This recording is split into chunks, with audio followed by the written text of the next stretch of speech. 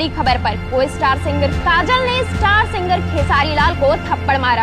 आपको बता दें कि एक नाटकीय घटनाक्रम के तहत स्टार सिंगर खेसारी लाल को उनकी ही को स्टार सिंगर काजल ने थप्पड़ मारा। इसका कारण खेसारी लाल और काजल के बीच अफेयर बताया जा रहा है। हेलो हेलो काजल जी, नवरात्र में प्रोग्राम करावे के बाद डेट खाली बका सोलो करे के बाना नाही राउर हिट जोड़ी खेसारी लाल यादव के साथ डेट नहीं खे। हेलो मैडम जी, टिकट शो है खेसारी जी के साथ, पैसा कितना? देखी पैसा के कोनो बात नहीं खे। हम खेसारी जी के साथ प्रोग्राम कल बंद कर देले बानी।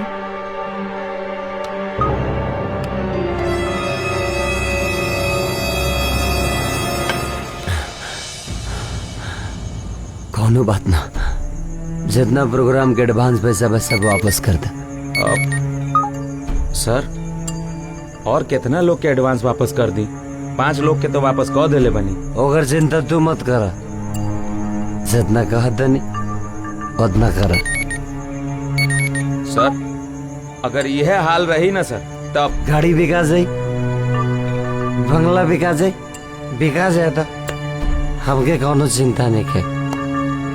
सर रउआ अभी नशे में बानी ना, यही से बोला था नहीं। चुप, तो हमरा के समझी बाबा, हाँ हमरा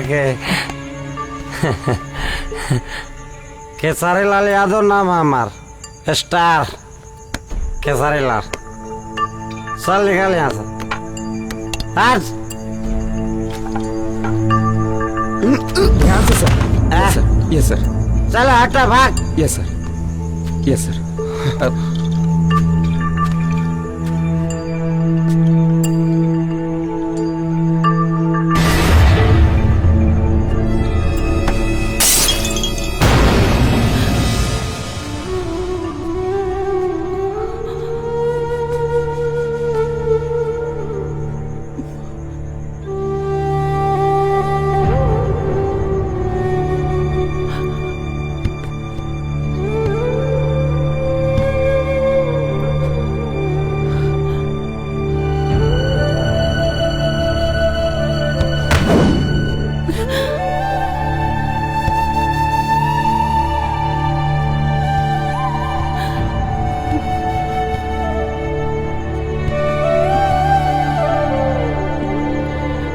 हम तो पुराना घर पे गइल रहनी हो, तो पता चलल कि नया जीवन के शुरुआती नया महल से भइल बा। केहू के बर्बादी के कब्र पर आबादी के नया महल मुबारक हो काजल जी। जौन बात बीत गई तौन बीत गई आलम भाई। अगर कोनो दूसर बात होके तो बताई। कौना दूसर बात करी? रउआ ई मत भूली कि राउर जौन अस्तित्व बा ना आज के डेट में सिर्फ और सिर्फ खेसारी लाल जी के देन बा। वरना सपना लेके हजारों लाखों लोग इस शहर में घूम रहल बा, और घूम ही में जीवन खत्म हो जाला और सपना जल के राख हो जाला। आलम भाई, अगर हमरा के पता रही कि इस सपना के पूरा कराए हमरा के ऐसन कीमत चुकावे के पड़ी, तो हम इस सपना के पहले आग लगा देती। आज 2 चक्की में पीस कर हमार जीवन नरक हो गई बा। अगर हमरा पता रही कि एहसान की कीमत ऐसन होला, तो हम कोठा छोड़ के कबू ना आई थी। देखिए काजल जी, ये बात कहे कि हमरा हक बा कि ना, ई तो हमरा ना मालूम, लेकिन हम कह रहल बानी, राउर दिल में खेसारी लाल जी के प्रति थोड़ा सा भी प्यार बाचल बाना, तो एक बार जाकर उनकरा से मिल ला। काहे कि उ रउआ से बहुत प्यार करेले, दीवाना हो गइल बड़े, पागल हो गइल बड़े, और दिन रात अपना आप के शराब के नशा में डुबा ले बड़े। अगर ये हाल रही नु, तो वो दिन दूर नहीं खे जब लाखों करोड़ों दिल पे राज करे वाला खेसारी लाल सुपरस्टार हमेशा खातिर गुमनामी के अंधेरा में गुम हो जाइए। हाँ, रउआ से हाथ जोड़ के विनती बा, एक बार जाकर उनकरा से मिल ला। काहे कि रउए उनकरा के समझा सकता नहीं। एक बार जाकर उनकरा से मिल ला। आलम भाई, हमरा के माफ कर दो। हम तो हर कोनो मदद नहीं कर सकत।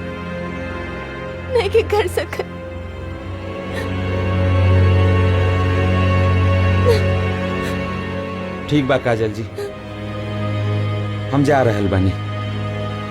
बाकी एक बात याद रखिए, बहुत जल्द रउआ के खेसारी लाल जी के मौत के खबर मिली।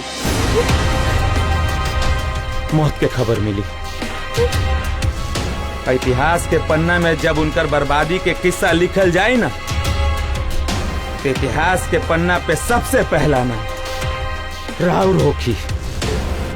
हाँ, राउर होखी।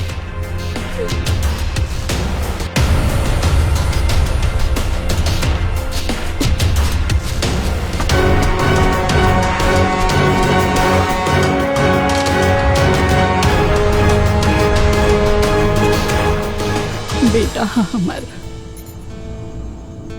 ओकर दुख हमसे नहीं के देखल जा, यही से हम तोहके भेजले रही। जी,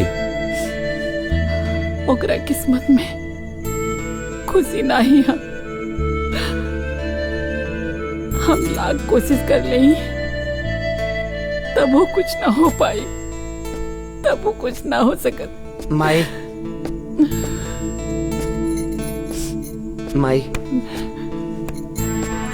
तू आलम के काजल के घरे काहे भेज लगलू? माई हम कुछ पूछा था नहीं, तू आलम के काजल के घरे काहे भेज लगलू? माई तू आलम के काजल के घरे काहे भेज लगलू? माई ना भेजले रहली, हम खुदे गए रहनी। झूठ बोलता रही। हाँ हाँ झूठ बोला तारे, हम भेजले रहे होके।